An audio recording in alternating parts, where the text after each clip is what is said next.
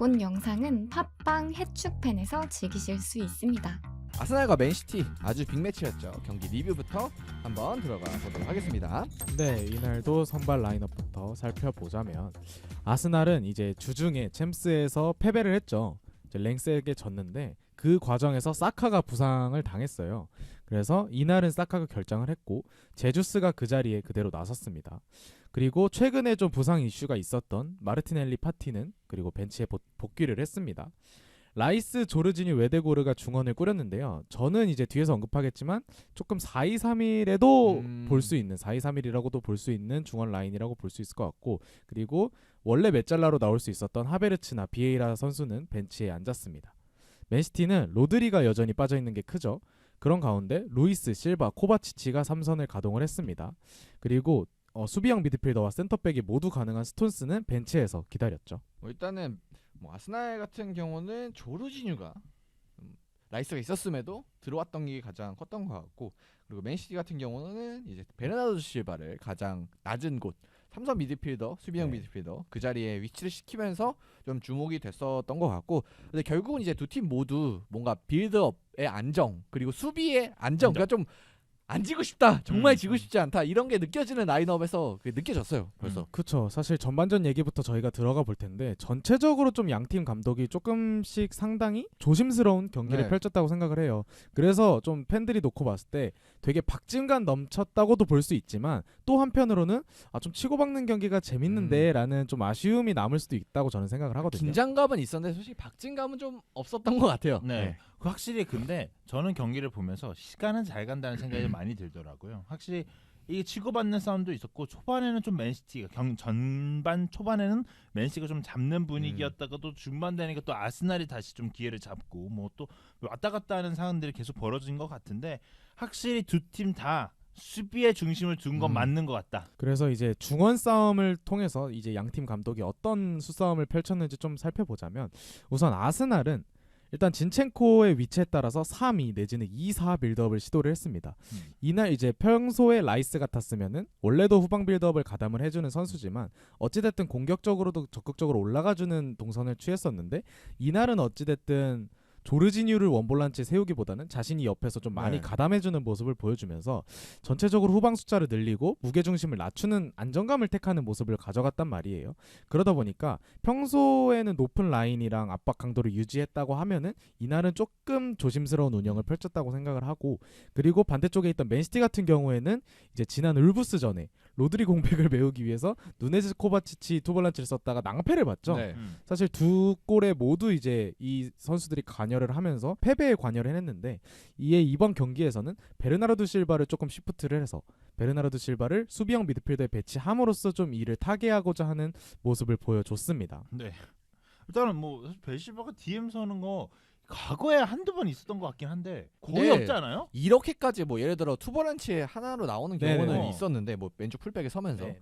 근데 이렇게 완전히 원볼란치로 센터백 가운데에 들어가서 빌드업을 하고 맞아. 이건 처음 본 것 같아요. 아니 저 예전에 긴도간이 맞아, 이거 했었어요. 긴도간이 이런 역할을 했었는데 긴도간도 이런 역할을 하는 선수는 아니었었잖아요. 지난 시즌에도 좀 그쵸. 올라가서 좀 좋은 활약을 했었고, 근데 베르나 실바 얘기로 돌아가자면은 뭐 일단은 빌드업 능력 자체는 확실히 뭐 코바시치나 뭐 누네즈나 이런 친구들에 비해서는 확실히 확실히 좀 나아진 모습인 보였습니다. 제 기억에 앞서 말씀해 주신 것처럼 한 번 정도는 이제 이 자리에 뛰었던 것 같거든요. 커뮤니티 실드였나? 주볼란치는 있었어요, 확실히. 베르나르도 실바가 3선에서 빌드업을 풀어주고자 했던 것은 보여줬는데, 아무래도 저도 이제 메모를 하면서 경기를 보잖아요. 그래서 이제 경기 초반에 어떻게 썼냐면, 좀 윙어로 나왔던 베르나르도 실바가 빌드업 시에 좀 풀어주기 위해서 내려왔나라고 좀 메모를 해놨었는데, 결국은 이날 내내 이제 3선 그 중에서도 제일 후방에 위치한 역삼각형의 꼭지점에 위치했거든요. 그런 걸 봤을 때 펩 가르디올라 감독이 이 3미드를 통해서 로드리의 빈자리를 좀 메우고자 했구나라는 거를 좀 알아주시면 좋을 것 같고, 그래서 좀 다시 들어가 보자면 3명의 3선을 갖췄다고 볼 수 있잖아요. 그리고 풀백은 안쪽으로 돌아오는 인버티드보다는 좀 더 클래식하게 움직이면서 3-4에 가까운 빌드업 형태를 구축을 합니다. 그리고 이 역시 앞서 아스날 포인트에서 살펴본 것처럼 조금은 조심스러운 운영이라고 볼 수 있겠죠. 그리고 실바는 뭐 훌륭한 모습을 보여줬습니다.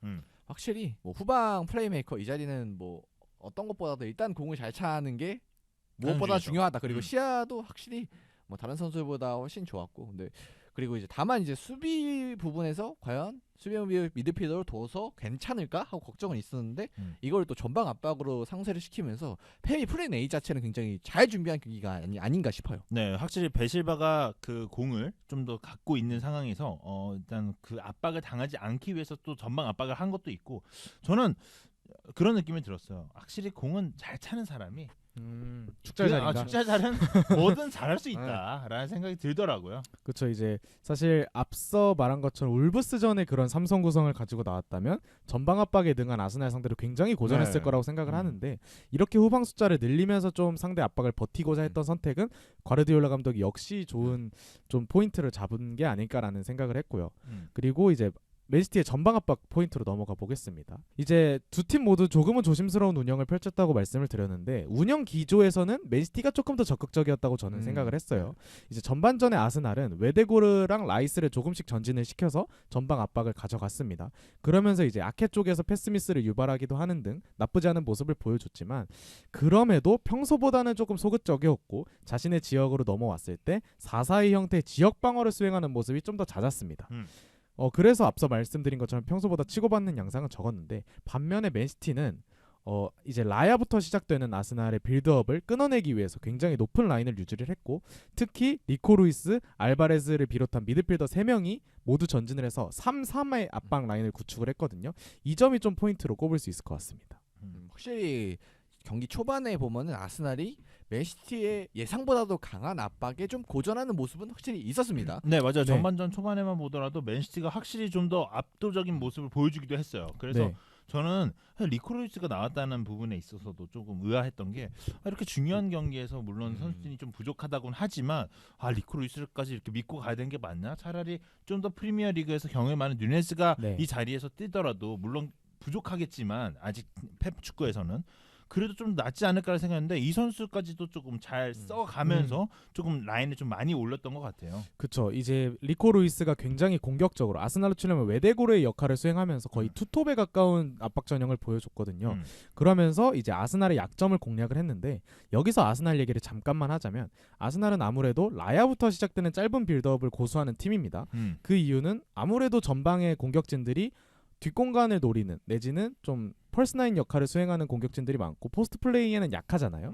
게다가 라야의 빌드업을 사용하기 위해서 라이스로 통하는 그런 짧은 빌드업을 계속해서 활용을 해왔기 때문에 이 경기에서도 조금 고집스러울 정도로 그런 모습을 보여줬는데, 맨시티가 여기를 잘 압박을 하다 보니까 라야 자신도 알바레즈한테 거의 실점할 뻔한 위기를 맞기도 했고, 라야에서 라이스로 이어지는 그 패스 루트가 수차례 끊기면서 위기를 맞이했습니다. 네, 알바레즈가 압박을 해가지고 그 킥 이제 네네네네. 날아간 거잖아요. 그거 진짜 위험한 거예요. 네. 그거 진짜 위험했던 한 상황인 것 1m만 같고. 좁혀도 들어가는 거 아니에요? 어. 그리고 이제 라야 골키퍼가 주중에도 실제로 리더 과정에서 미스를 하면서 실점에 연결되는 장면이 있었기 때문에 그게 또 재현되나? 네. 그래서 아스날이 뭔가 좀 더 불안했던 면은 많았던 또 전반이었던 것 그쵸. 같아요. 네, 확실히 뭐 브라이튼이나 아니면 아스날 같이 롱 패스를 많이 하지 않는 팀들이 있잖아요. 근데 이제 사실 맨시티 같은 경우는 어느 순간부터는 이제 롱 패스의 비율도 굉장히 많이 가져가려고 하고 짧은 패스만 고집하는 팀은 아니게 됐거든요. 근데 뭐 브라이튼이나 아니면 아스날 같이 롱 패스를 아예 안 때리는 팀들 같은 경우는 후방에서의 리스크는 어느 정도 갖고 네, 있다는 생각이 그쵸. 들고, 그래서 이제 맨시티 입장에서도 이런 부분을 굉장히 잘 공략을 했다고 볼 수 있는데, 한편으로는 생각보다 이렇게 압박을 잘했음에도 불구하고 공격 기회를 많이 못 만들었네라는 지표가 있거든요. 이제 전반전에 맨시티가 XG 값이 굉장히 낮았어요. 제가 한번 찾아보자면 전반전 맨시티 XG 값이 0.40이었고요. 그리고 슈팅이 3개, 유효 슈팅은 1개였는데 네. 이 중 2개가 이제 4분에 나왔던 그 코너킥 상황 있죠. 음. 이제 아케와 뭐 이런 선수들 그바르디오였나요? 이렇게 슈팅을 해는 그 장면에서 나온 슈팅 2개였고, 그 외에는 제대로 된 슈팅을 때리지 못했음을 고려를 하면은 로드리와 더브라이너가 빠진 그 공백이 중원에서 좀 창의성을 불어넣어주지 못하지 않았나. 뭐 코바치도 그렇고 리코로이스도 그렇고 뭐 만무리 패스를 넣어줄 정도의 그런 파괴력을 가진 선수라고 보긴 좀 어렵기 때문에 필포든한테 많은 것을 의지를 했어야 되는데 네. 그 정도까지 모습은 또 나오지가 않았죠, 이 경기에선. 일단은 뭐 필포든한테 이 둘의 공백을 메꿔라라고 하면 그것도 욕심이고요. 제가 이제 어떤 스탯을 봤는데 맨시티가 지금 두 경기 연속제 많은 슈팅을 가져가지 못하는 게 네네네. 기록이라고 좀 나와 있거든요. 제가 알기로는 4개 슈팅 이상 때리지 못한 게 제가 알기로는 기록인가 그래요. 이게 유효 슈팅을 말하는 건지 아니면 4개 슈팅을 말하는 건지 정확하게 잘 네. 모르겠는데 어쨌든 이날 경기에서는 슈팅을 많이 가져가지 못했다는 거 있고 또 홀란드가 슈팅을 2개가 좀 뭐 적게 가져갔다 했나? 뭐 그런 것 때문에 홀란드를 잘 막는 방법 이래갖고 근데- 해외 언론에서는 네. 비판하는 것 중 어떤 게 이 자리 케인 뛰었으면 오히려 더 잘했을 아, 걸. 뭐 이런 얘기도 해외 언론에 있겠죠? 있더라고요. 네. 네. 근데 뭐 일단은 홀란 같은 경우는 일단 공이 온 횟수 자체가 많지 않았기 때문에 뭐 개인의 폼이 뭐 어떻고 저렇고 그쵸. 이걸 따질 경기는 아니었다고 생각은 듭니다. 네. 이날 맨시티가 이제 4개의 슈팅을 기록을 했고요. 그 중에서 이제 유효 슈팅이라고 치면은 하나, 그리고 홀란드는 슈팅이 없었습니다. 네, 그러니까 그게 기록이라 그 4개의 슈팅이 아마 맨시티가 몇 년 만에 가져가는 뭐 10년인가 7년인가 뭐 이런 또 사실 지난 경기에서 울브스전에서도 뭐 공은 많이 가지고 돌리긴 하는데 이 뭐랄까요 두 줄 수비 사이로 들어가지 못하고 계속 빙빙빙빙 돌다가 뺏기고 역습 뺏기고 역습 이렇게 되는데 뭐 이번에는 이제 역습을 많이 당하진 않았는데 역습 그 압박이 좋아가지고 근데 그런 두 줄 수비 사이로 들어가지 못하는 그런 문제는 좀 계속 되고 있는 것 같아요. 맨시티가. 그렇죠. 지금까지는 이제 포든 알바레즈가 생각보다도 잘 막아주고 있었다고는 생각을 하지만 결국 이런 걸 봤을 때는 더브라이너가 네. 없었을 때 홀란드의 위력을 살려줄 만한 그 포인트 그 하나를 여전히 조금 찾기는 어려워한다라고 네. 볼 수 있을 것 같고 근데 사실 공격 못한 건 아스날도 마찬가지입니다. 전반전 내내 아스날이 이제 유효 슈팅을 하나도 기록을 하지 못했어요. 왜냐면은 맨시티의 전방 압박에 내내 고전을 네. 했기 때문인데 이제 후반 시작하자마자 마르티넬리를 투입하면서 라인을 좀 많이 끌어올렸고 압박 강도를 높이면서 그 와중에 마르티넬리 굉장히 좋은 모습을 보여줬습니다. 아스날 입장에서는 시간이 지나면서 아무래도 실바부터 시작되는 그 후방 빌드업, 맨시티의 빌드업이 익숙해질 수밖에 없었을 거고 그리고 사실 로드리가 없는 맨시티도 그런 전방 압박에 대해서 부담감을 느끼고 있었기 때문에 아스날이 이렇게 전방 압박 강도를 높이자마자 아스날 쪽으로 좀 분위기가 많이 넘어갔죠. 네, 뭐 확실히 베실바 선수가 이 자리에서 잘한다 하지만 패턴이 결국 익혔을 거라는 생각은 해요. 왜냐하면 이 선수가 결국 할 수 있는 그 DM 자리에서 할 수 있는 역할은 되게 제한적일 수밖에 없거든요. 그렇죠. 자기가 뛰어본 자리가 아니기 때문에 여기 자리에서 펩이 시킨 부분들에 대해서 했을 건데 이거를 외에도 자신이 창의적으로 뭔가 플레이했을 때 리스크 생길 수 있으니까 무조건 단순하게 들어갈 수 있다고 생각이 듭니다. 그래서 이런 흐름은 이제 양팀 감독은 교체 카드를 통해서 조금 타개를 하고자 했는데 우선 맨시티 쪽부터 살펴보자면 과르디올라 감독은 이제 68분에 알바레즈, 루이스, 코바치치를 빼고 도쿠, 누네즈, 스톤스를 투입을 합니다. 도쿠는 이제 각각의 자리에 들어간 건데 여기서 이제 도쿠는 조금은 무리한 드리블, 특히 자신의 진영에서 자기가 볼을 끌고 올라가려다가 뺏기면서 좀 소유권을 내주는 그런 모습을 보이면서 다소 아쉬운 모습을 보여줬고 그리고 누네즈, 스톤스도 각각 미드필더 자리에서 조금 탈압박이나 득점에 관여하지는 못하면서 이제 확실히 핵심 선수들이 빠진 가운데 사실 이 선수들이 뭘 보여주긴 저는 어려웠다고 생각을 하기 때문에 교체 카드에서도 좀 아쉬움이 있지 않았나. 네, 제가 어제 우리 셋이서 그 라이브로 다 봤잖아요. 네네네네. 그 제가 도쿠가 나오자마자 하나 드리블 잘하는 거예요. 잘하죠. 드리블 오늘 괜찮다. 이런 거 얘기를 하자마자 도쿠가 생각보다 별로더라고요. 네. 뭐 도쿠 같은 경우는 뭐 드리블이 좋은 선수고 굉장히 이번 시즌에 초반에 드리블로 몇 번 해결하고 그쵸. 주중에도 뭐 챔피언스리그에서 잘하죠. 해결을 해준 모습이 있었는데 근데 이제 이런 선수들의 특징이 결국 드리블이 되는 날은 되고 안 되는 날은 안 되고 이게 기복이 있을 수밖에 없기 때문에 네. 그런 안 되는 날 경기 그리고 또 아스날의 수비가 워낙 또 잘 막아냈기 때문에 그것도 있는 것 같고 그리고 이제는 조금 패턴 읽혔겠죠. 10경기 정도 하면 패턴 읽히는 것 같고 한 시즌 내내 패턴이 안 읽히는 선수 거의 없긴 해요. 뭐 아다마 트라오레하고 약간 특이 케이스가 있긴 한데 근데 아다마 트로레는 이거를 뭐 어떤 드리블로 봐야 되나? 이거 사실 드리블이죠 그것도. 밀고 들어가. 밀고 들어가는 거를 어떻게 막아야 되냐? 그리고 이번 시즌 보면 네투가 아직까지는 맞아요. 역전을 잘하네. 했고요. 네투가 좀 드리블로서 잘 빠져나오는 것 같기도 하고. 근데 도쿠는 이제 조금 막히는 모습들이 있다. 좀 폼을 보면 좀 가볍다라는 느낌이 확 드는 선수 중 하나인데 생각보다 이 경기에서는 뭐 그리고 스톤스 같은 경우도 들어가서 좀 뭔가를 보여줄 거라고 기대를 했는데 아무래도 뭐 부상 복귀한 지 얼마 안 돼서 그런지 뭐 특출한 모습 우리가 지난 시즌 후반기에 봤던 번뜩이는 와, 모습. 그런 것까지는 또 아니었어요. 네. 근데 반면 아스날은 오히려 교체 카드로 굉장히 좀 성공적인 결과를 가져왔죠. 일단 앞서 말씀드린 것처럼 후반 시작하자마자 마르티넬리를 투입을 하면서 굉장히 좀 팀의 에너지 레벨을 끌어올리는 결과를 얻을 수 있었고, 그리고 75분에 은케티아, 조르지뉴, 진첸코를 빼고 하베르츠, 파티, 토미야스를 각각의 자리에 투입을 합니다. 이제 기본적으로 은케티아, 진첸코보다 하베르츠, 토미야스가 키가 크죠. 네. 그러다 보니까 이제 앞서 말씀드린 롱패스의 퀄리티가 좀 더 잘 먹혀들 수 있었다고 생각을 하고, 게다가 교체 투입된 이 4명, 이제 파티가 롱패스를 뿌려주고 토미야스가 헤더로 떨궈주고 하베르츠가 뒤로 내주면 마르티넬리가 마무리를 하면서 이 4명이 이제 합작골을 만들면서 승리에 굉장히 큰 기여를 했다고 볼 수 있을 것 같습니다.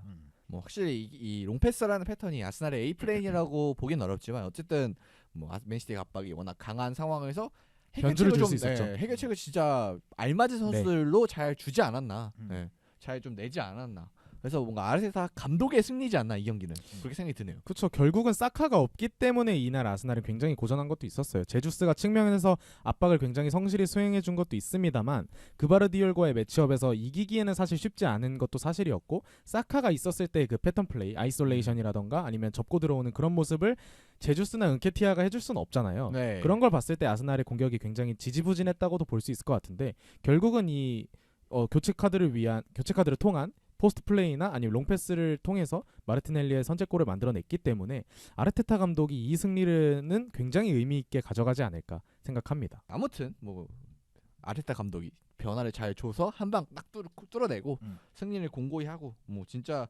감독의 승리로 딱 가져왔는데 진짜 좀 인상적이었던 것 같아요 경기가. 그리고 마지막으로 네네네. 코바시치 네. 어떻게 해야 됩니까 이거? 태클 그게 제가 일부러 뺐거든요 그거. 사실 이게, 저희가 네. 매주 이제 심판 얘긴 그만하겠습니다 하고 클로징을 해서 설명을 좀 드리자면은 못 보신 분들이 있을 수도 있으니까 일단은 전반 초반에 이 코바시치 외대고르의 선수가, 발목을 외대고르한테 이제 발을 이제 서드를 들고 네, 태클을 발목을 쭉- 밟았죠. 쭉 밀고 들어가는 장면이 있었습니다.